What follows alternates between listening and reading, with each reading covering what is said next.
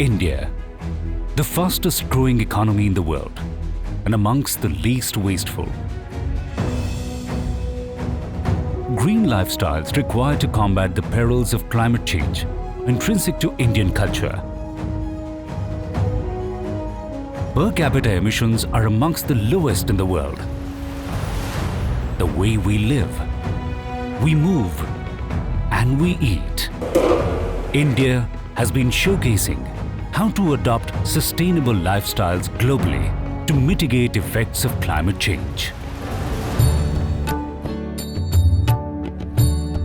Popularized by Mahatma Gandhi, Khadi is a hand-spun and hand-woven cotton cloth. It consumes minimal resources. The environment-friendly cloth contains only natural fibers, cotton, wool and silk. Demand is growing rapidly.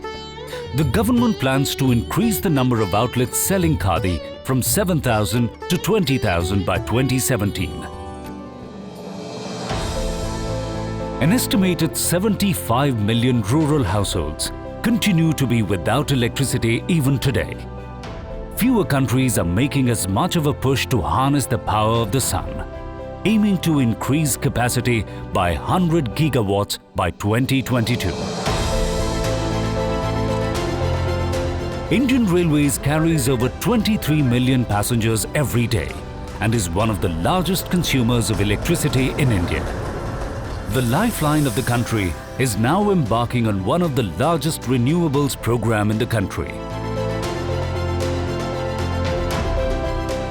I think the biggest legacy is to make sure that there will be something left to follow. And to make that happen, we have to change the energy mix, we have to do energy conservation, we have to do demand-side management, we have to think in line with what the nature's laws are, and therefore do not challenge nature, try to live in harmony with nature. And that's the only way we can not only leave legacy, but leave something behind for others to enjoy. India's plans to build 100 smart cities will embody a clean and sustainable environment with smart solutions to make cities resilient. Solar-powered heating systems are giving a new meaning to community cooking. Across India, 10 million people are eating meals using concentrated solar heating technologies.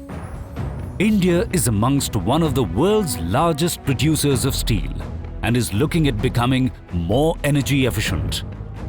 Hundreds of steel re-rolling mills across the country are using technologies to reduce energy consumption and greenhouse gas emissions by 15 to 30%.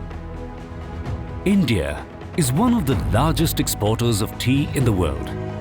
Through a series of interventions, small tea processing enterprises are adopting a range of measures to improve energy efficiency in processing and addressing climate change.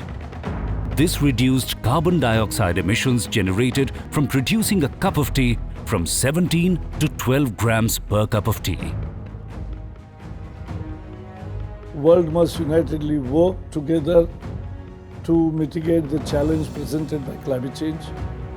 India, though, is non-annexed party and is not duty-bound to take any program or actions on its own, but we are doing voluntarily a big renewable, huge renewable program and many steps. The Indian lifestyle, particularly, is actually an example of how a sustainable lifestyle can manage and mitigate the challenge of climate change. Because a recent report shows that Indian lifestyle, we will have one earth also is enough if we lead by that way. And if we go by Western lifestyle, even 6 earths won't be sufficient.